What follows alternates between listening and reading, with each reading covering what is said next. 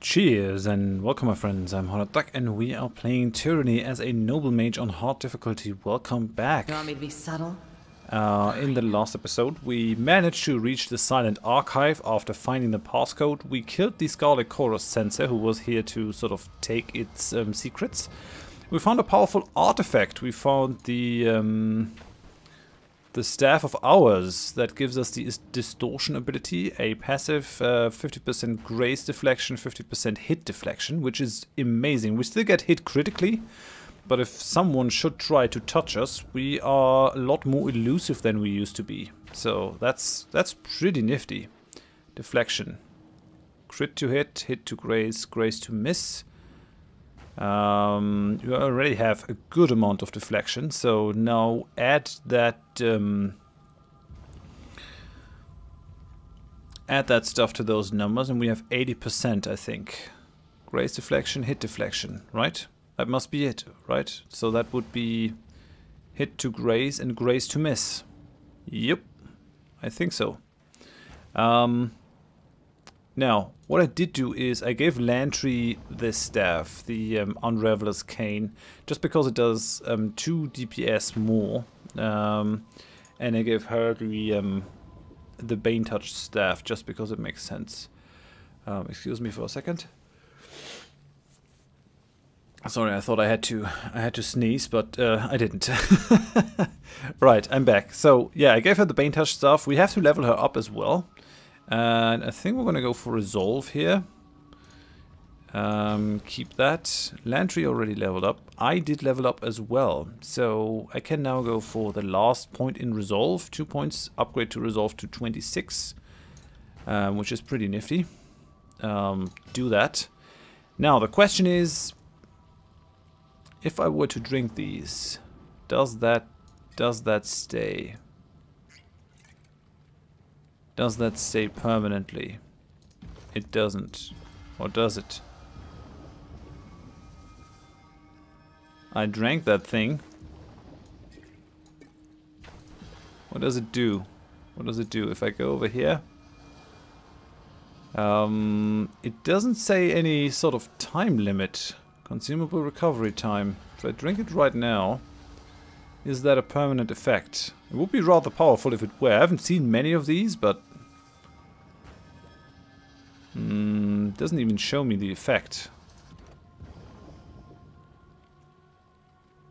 I have 21 current value. I wonder if that ends. The interesting thing is though, I didn't get the other thing when I just pulled it into the character portrait. Elixir of Wits. Oh no, right, the other was an Elixir of Resolve. I wonder how long that's gonna last. Is that just gonna be in here forever? That would be pretty amazing. I wonder if those do stack, because I have another one of Might. I'm gonna take that one as well then. Dire Remedy. Right, well, let's go for it. Yep, that upgrades my Might as well. Is that something that's permanent? Really? I guess so. There's nothing that tells me that that will end at any point. That's pretty nifty. I like it. Okay, and then I can give myself some new ability. I don't want the enfeeblement. I think we're basically done in the magic tree. I don't think there's anything over here that we want. I mean, that's just another attack. I do run out of attacks at some point, but yeah, I'm not really sure that's needed. I think the leadership abilities will be more useful. I went to the additional spell slots, but what I wanted to do is here, the second wind. Once per combat, when you fall to low health, you let out a battle cry that heals you and your party members for a portion of their maximum health. That's pretty nice. Can switch weapons in combat with a lower recovery penalty. That's not what I want. Well, we're attacking often from stealth, but not really sure I need that. Use your commanding will to inspire allies. That's an ability, I guess. Allied AoE, yeah, that's a 1 minute cooldown ability. Mark enemy is okay. Boost morale. While in combat, your party members that fight near you gain a bonus to each of their attributes. Is that permanent? Yeah, that is passive. That's pretty nice. I mean, it's only one of each, but I have 4 party members. This might be the better thing. Once per combat, when you fall to low health, you let out a battle cry that heals you and your party members for a portion of their maximum health. We had a couple of close battles. The morale boost is good though. I mean, we also want that. Point to a fallen ally, command them to rejoin the fight. That is the next thing that I'm gonna get. Switch positions. Everyone in the party regains a portion of their health when any party member kills an enemy. That's pretty nice. Apply the leash. Exhort a companion to improve on the battlefield, granting bonus, finesse, quickness, and resolve. Nearby allies have their damage and quickness increased, so they basically want to help me. Call to battle. I can inspire them. And then I have Undying. Plant your banner on the field. You and your party members near the banner regenerate health. Receive a bonus to damage. That's nice. That has a 10-minute cooldown. But it isn't a once per rest ability. I think I'll just go with the second wind for now, and then we're gonna go boost morale for the next one after we took the resurgence. I have to invest 9 points in this tree anyhow. I'm not sure I'm gonna reach that one even. But yeah, second wind is definitely gonna be supremely helpful. And then we had Ab level up. We already gave her her point over here. Now the question is, how do we go forward here? I could just go and increase her Gravelight skill. That's pretty nice. I thought I wanted to go over here. Spells and abilities gain a larger area of effect. We have to invest 1 more point into this. Gain a bonus to damage dealt by magic staffs. Repelling wave. That is a cone. Oh, that's actually a lot of damage. Immobilized for 4 seconds. Tight casting. Okay. That's also nice. Is there anything I want in this thing? Significant bonus to Gravelight. Territor's Grave. Uses Gravelight to teleport across the battlefield. Repelling Nova. That is sort of a thing that happens around her. I might go with the Repelling Wave. A random hostile effect removing. That's just not something that I want. Let's go for the Repelling Wave here. It's nice, and it allows me to go to the next level.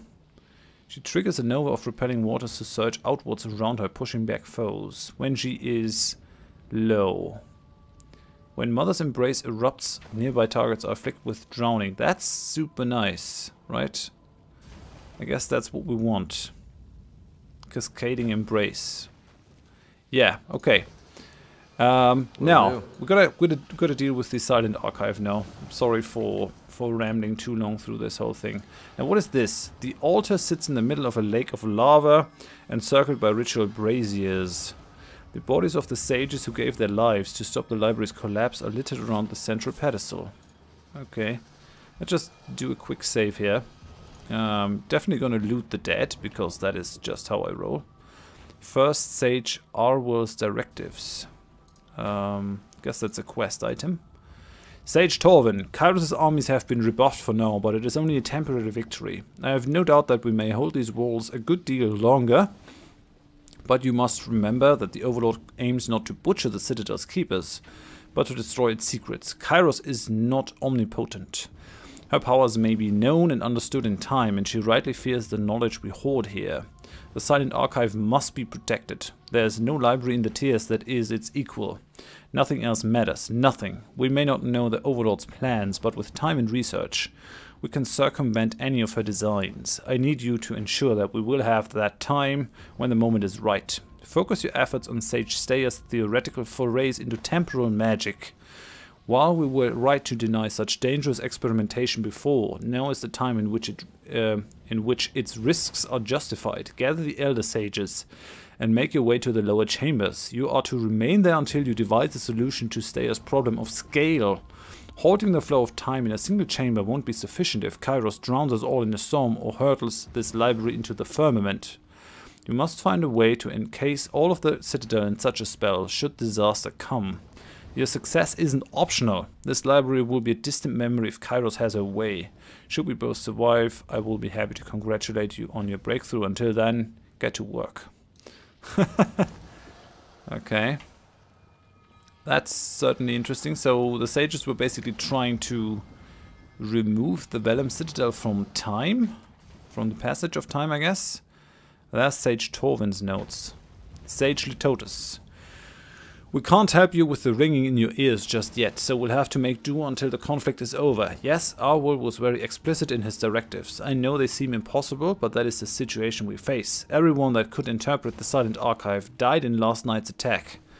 So we're not getting any assistance in this matter. Thankfully, I do have an idea, one which requires everyone's participation. Scale is the issue. Stayer's last experiments only affected as much as a small chamber. I believe that we can amplify the spell's effects by repeating the motions of its sigils as a group, similar to the ritual magic used in primitive cultures that predated modern Tearsmen. Sage Dangling Principle believes that this will create an... What's that name? Sage Dangling Principle? Really? Believes that this will create an exponential growth in the spell's effects, but at an expected cost to stability. I'm inclined to agree. Also, we have no other ideas. No one else here has your expertise in magical foci. You've told me countless times how minor baubles can have a profound leveling effect on spells that exceed the control of their casters. What if we used something as powerful as an artifact as the focus of the ritual? Without one, the energies involved will quickly become chaotic and almost assuredly deadly for all of us. At least with an artifact there's a chance that Stayer's spell will encompass the entire citadel and put it into state of stasis. In my opinion, there's only one artifact to use, and that's the Silent Archive itself. It's clearly the most potent object in this room. Sage Dangling Principle believes that the staff of ours will suffice, but I'm not going to leave anything to chance. Better that we use the Silent Archive as our focus now and figure out how to safely retrieve it later. Not if you agree after reading this. So the guy is deaf. I really hope that blast didn't take your sight as well, Sage Torvin. Oh no, right, so he got the ring in the ears because something exploded. I get it. Okay, that's interesting. So they use... What is the Silent Archives exactly? What kind of thing? Is that just that scroll in there? Did they use the whole building as a conduit for their spell? No. Let's find out, shall we? Silent Archive. Remove the scroll and replace it with one of your artifacts to keep the protective magics from ending. Examine the scroll. Take a closer look at the Silent Archive. A nimbus of magical energy surrounds the scroll, which levitates above the central platform. You see characters upon the parchment, but they seem to shift from one language to the next. Amazing. I'd suspected there was more to the Silent Archive than a simple vault. Extraordinary! This scroll must represent thousands of scholarly works. The motion of the characters on the scroll surface slows as you approach, seemingly in response to your presence. Examine the magical aura surrounding the scroll. Waves of energy radiate out from the scroll, billowing up towards the ceiling and fanning out to encompass the cavernous chamber. It appears that the Silent Archive is an active participant in some sort of ongoing spell, one that is likely keeping the burning library standing. Removing the scroll would assuredly have disastrous effects upon the active spell. I'm gonna ask, what are you? As you utter the question, the scroll surface is suddenly wiped clear. After a moment, words begin to form on the page. Indeed, the Silent Archive is meant to be the final source of knowledge. Every text we have magically transcribed bubbles beneath its surface, waiting to be called forth. First Scribe Gaynor, Sage Archival Methodologies, Volume 8. Fatebinder! Should this be true, the Silent Archive would be worth more than some of the old realms. The passage fades away, only to be replaced by another. The Silent Archive is the 100-year endeavor of the School of Quill and Ink. As one of its creators and guardians, I have ensured that its knowledge may only be accessed by the sages of my order, and only those specifically charged with such a weighty responsibility. The Silent Archive is, thus, a glittering jewel that only a few may see. Should the artifact fall into outsider hands, I expect that less than 1 in 100 of its secrets will be revealed in the span of a lifetime. In the blink of an eye, the scroll's texts disappear. only to be replaced by a chaotic swirl of overlapping letters and words. It refuses to respond to any further questions. I'm gonna read the scroll. The parchment surface is impossible to read, ever shifting and convoluted. You see characters from Old Verdant written over calligraphy of the Northern Empire, which transforms into words used by the nomadic tribes of ancient Azur, and then again into phrases of the common tongue of the Tears. It is as if every word ever written or uttered clashes upon the scroll. I'm gonna touch it. You reach out to touch the scroll, but as soon as your hand passes through the cloud encasing it, a violent tremor erupts in the hall. The shaking continues for a few seconds and then vanishes. I would proceed cautiously, Fatebinder. Not even these ruins should remain standing after Kairos' edict. I suspect the sages used the Silent Archive in some way to stave off destruction. I'm gonna analyze the active spell. This must be the time stasis spell referenced in Sage's Our World's letters. Judging by the bodies arrayed around the Silent Archive, the mages appear to have been successful in the attempt to halt the destruction of Kairos' edict, though they did not survive the process. Identify the spell's focus. Sage Litota's experiments with Foki clearly paid off. The spell protecting the burning library is operating at a massive scale. Its chaotic energy is currently stabilized by the Silent Archive itself. Now comes the question. Do we destroy this knowledge, or do we take it for ourselves? Because that is clearly what Kairos wanted, right? I mean, on the one hand, we've been a faithful disciple of Tunon and Kairos. On the other hand, if you take the missives into account that we got from Fatebinder Myothis, it appears to me that the heat is going up. People are looking at us because we are actually quite powerful in terms of controlling the spires and such, and people might look to destroy us. Even Kairos might look to destroy us. So getting this knowledge might be a way out for us. But it is also sort of something that we can't take back. I mean, taking it out of the Vellum Citadel will allow this whole thing to resolve and to end the edict. But it might not sit well with Tunon. I mean, no one can really know that we did it, other than our companions. I'm a mage. I want to know what's going on, even if it puts myself at risk. I'm already at risk, and all the parents that Tunon, my parents that Tunon has hostage, they are also at risk. Even if I try to mitigate the risk, this might be the way out, so I'm gonna take it. Slow down. That's a load-bearing scroll. Move it, and the preservation magic will fizzle. I'm gonna take it.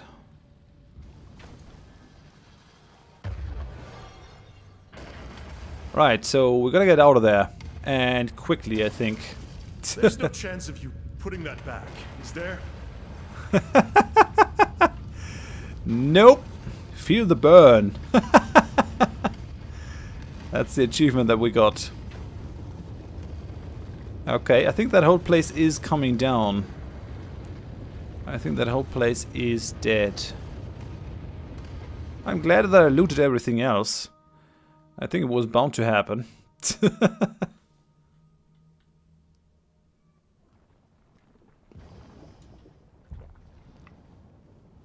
Wasn't that fun? All those dead sages, stealing from them, killing the chorus. Aw, we'll always have... Ab blinks, her eyebrows rises. Shouldn't the edict be over? We did everything correctly, right? The air surrounding you begins to thin. The smell of embers begins to diminish. The clouds of smoke slowly revealing the sky beyond them. Oh yeah, so I'm eating the edict again. But the one thing that I didn't do correctly is look on the other side. I guess I should have gone the other way to sort of plunder what's in there. You feel a powerful pulse of warm energy burst from the Silent Archive. Sound disappears into a deafening silence, your vision blurs, and you're overcome by a dizziness that nearly knocks you off your feet. Then, as quickly as it hits you, the feeling passes. The air around you begins to settle, and the particles of fire and ash that moments ago stung your eyes dissipate with a chilly gust. With the silent archive removed from the burning library, the edict of fire is extinguished, and its warmth feels pulled into your very chest. While I'm all in favor of undoing the Overlord's magic, this whole edict of fire couldn't have happened to a shittier gaggle of scum suckers. Still, the fires could have spread elsewhere in time, so you did the right thing. So much knowledge turned to smoke and ash. Ending the edict can't undo the damage, but perhaps now this place can be rebuilt. I hope future scholars can unearth whatever remaining books and scrolls are still buried within.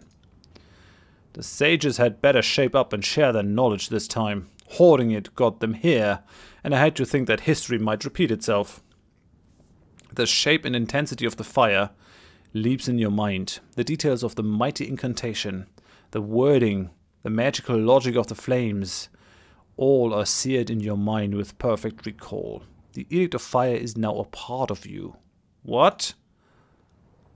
That's kinda crazy.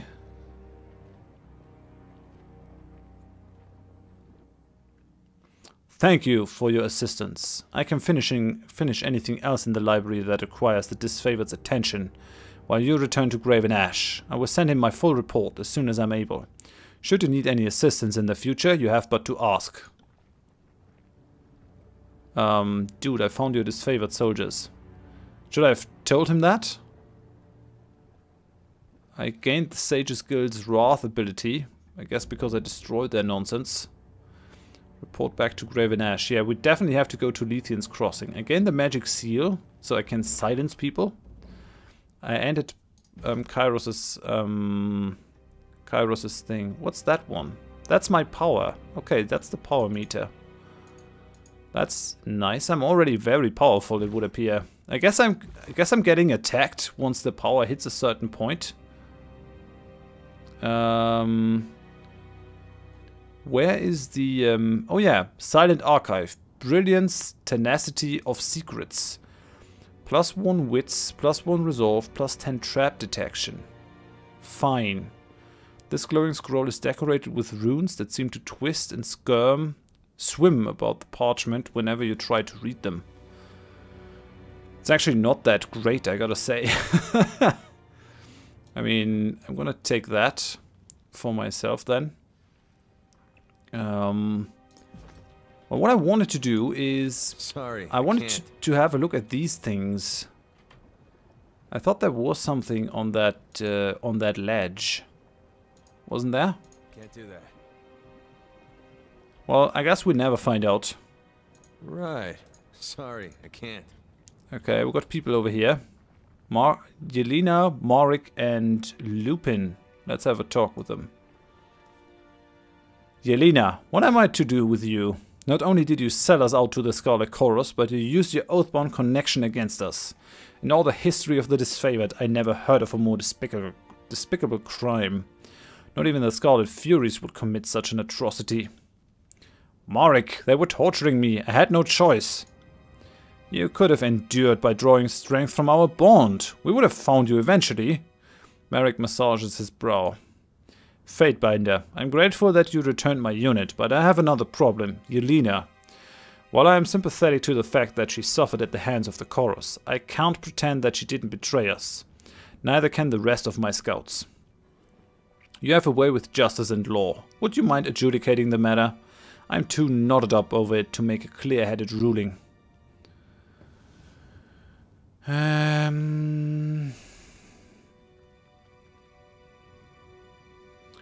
Okay, I can just execute her. Anyone could break under torture. I'm gonna go with this one. She only revealed what she had to, deserves to rejoin the unit. Her misdirection allowed the rest of you to survive. Okay, I must admit that I had not considered this interpretation of events. He causes. Jelena caused the deaths of some, but only for the sake of sparing others. When you frame it that way, she did indeed rely on the strength of her brethren, and there is no action more disfavored than that. Yelena, it pleases me to welcome you back into the unit. Pack your things and get ready to move out. Thank you, Merrick. And you too, Fatebinder. I vow to strengthen the disfavored through loyalty and deed. Okay, we completed the ties that bound. We've got a dude over here. Looks like he's selling stuff. A young man in singed and tattered clothes notices you approach and salutes you with a strange gesture. No, that's not it, is it? He drops his arms to his side in defeat. I apologize, Fatebinder. I'm fairly new to all this. He attempts to mask the sudden crack in his voice by clearing his throat. I've been dispatched from Hearth to act as quartermaster here at... He looks around at the state of the scorched earth all around him, whatever place this is. I can teach him the proper disfavored salute. I'll do it. Yeah, that's a proper salute. You take his arm and hand in yours, pressing his fist tightly together and thrusting it towards his chest. He lets out a sudden gasp of air before collecting himself. I see. Thank you, Fatebinder. How did you come into his service? His face droops downward. Where I come from in the north we don't have much. My brother sent me to join him at Hearth, serve the soldiers there and earn a wage of some kind. His eyes begin to waver into a crestfallen cascade towards a gaze that rests at his feet. By the time I had arrived, he'd been sent off to serve the garrison at Venrian's Well Citadel. I'm sure you're well aware of what happened there.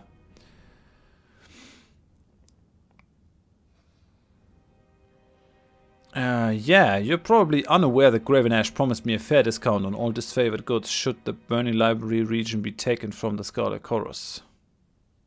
Yeah, I'm gonna do that. Sudden shock strikes the young man. Yes, of course, Gravenash gave me specific orders. Promised I wouldn't forget. I have special prizes for you, Fatebinder. Let me see your wares. What do you have? Oathbound dagger? That's pretty nifty. It's a lot better than what I have. No, wait. Gotta switch that one. It is not better than Harm's Way, though. And the Oathbound armor doesn't really help me either. The only thing that I could really use is... yeah, something that you don't have. Crap. Oh well then. I guess that's fine. Merrick. Thank you for your assistance. I can finish anything else in the library that requires the disfavored attention. Yeah, it would have been nice to sort of go into that, go onto that ledge, onto that precipice. There might have been something to it. I might just go there in between episodes and sort of try to find out what actually, if we missed anything. And if I do, then I'll just take the stuff and then play up until this point,